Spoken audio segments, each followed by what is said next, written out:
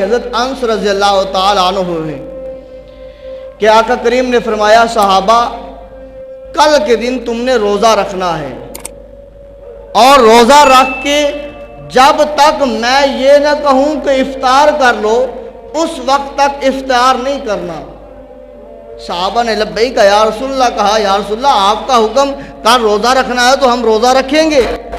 دن آ گیا کل کا، جتنے صحابہ موجود تھے سبھی نے روزہ رکھا، اور جب وقت ہوا ایک صحابی آیا، آقا عرض کہ یا رسول اللہ صلی اللہ علیہ وسلم میں روزہ دار ہوں، میرے لیے کیا حکم ہے؟ تو کریم محبوب نے فرمایا جاؤ روزہ اختیار کر لو، تیرا روزہ ہو گیا ہے۔ دوسرا صحابی آتا ہے، یا رسول اللہ صلی اللہ علیہ وسلم میں روزہ دار ہوں، میرے لیے کیا حکم ہے؟ آقا کریم نے فرمایا جاؤ روزہ اختیار کر لو، تیرا روزہ ہو گیا ہے۔ تیسرا آتا ہے، یا رسول اللہ صلی اللہ علیہ وسلم میں روزے دار ہوں، میرے لیے کیا حکم ہے؟ فرمایا جاؤ روزہ رکھ، روزہ تمہارا ہو گیا، روزہ اختیار کر لو۔ ایک آتا، دو، تین، چار، اسی طرح آ رہے ہیں۔ تو اسی لمحات میں ایک اور صحابی آتا ہے، آ کر عرض کرتا ہے، یا رسول اللہ صلی اللہ علیہ وسلم باہر دو عورتیں کھڑی ہیں، وہ آپ کے سامنے آنے میں شرم حیا محسوس کرتی ہیں، یا رسول اللہ روزے دار ہیں، ان کے بارے میں کیا حکم ہے؟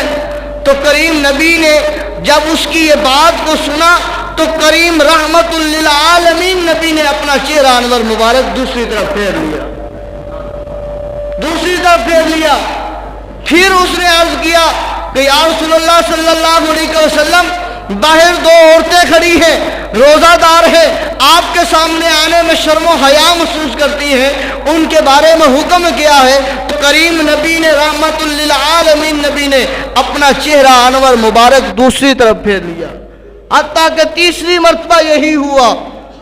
تو پھر آقا کریم نے فرمایا جن کے بارے میں تو پوچھنے آیا ہے جا ان کا پتر کر، ان کا تو روزہ ہی نہیں ہے۔ ابھی کریم نبی نے انہیں دیکھا نہیں ہے۔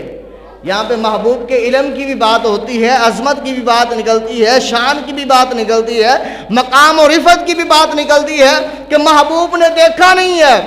محبوب نے فرمایا جاؤ اور ان دونوں عورتوں کو کہہ دو کہ ان کا تو روزہ ہی نہیں ہے۔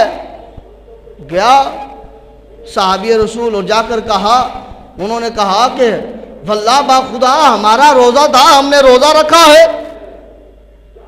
تو اسے صحابی نے کہا کہ محبوب کا فرمان ہے کہ تمہارا روزہ نہیں ہے۔ پھر وہ صحابی اندر آتا ہے، یا رسول اللہ وہ کہتی ہیں ہمارا روزہ ہے۔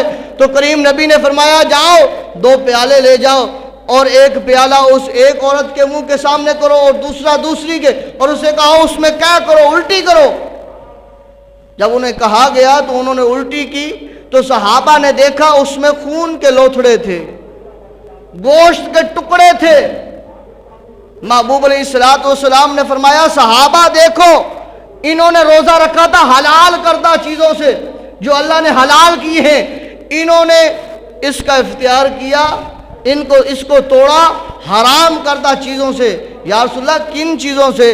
تو محبوب نے فرمایا یہ دونوں بیٹھ کر مسلمانوں کی، ایمان والوں کی غیبتیں کرتی رہی ہیں، جس غیبت کی وجہ سے ان کے جو ہے وہ اندر پیٹوں میں جو ہے وہ یہ خون کے لوتھڑے بن گئے ہیں۔ کیوں بنے ہیں؟ کیونکہ اللہ نے فرمایا ہے قرآن میں، اللہ نے فرمایا ہے وَلَا يَغْتَبْ بَعْضُكُمْ بَعْضًا أَيُحِبُّ أَحَدُكُمْ أَن يَأْكُلَ لَحْمَ أَخِيهِ مَيْتًا فَكَرِهْتُمُوهُ۔ کریم اللہ نے خود فرمایا ہے اور ایک دوسرے کی غیبت نہ کرو۔ کیا تم میں کوئی پسند رکھے گا کہ اپنے مردے بھائی کا گوشت کھائے؟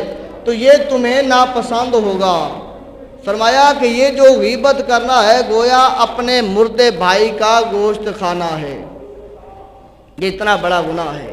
فرمایا یہ اس وجہ سے